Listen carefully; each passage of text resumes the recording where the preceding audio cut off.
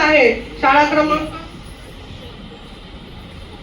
अंबरनाथ नगर परिषद शाळा क्रमांक 9 चे सहशिक्षक सन्माननीय वाळके सर यांनी लिहिलेलं म्हणजे ते या गीताचे गीतकार आहेत आणि श्री गणेश जाधव सर यांनी संगीतबद्ध केलेलं गौरवगान सादर करीत आहे शाळा क्रमांक 9 शिवबंदीच्या विद्यार्थिनी.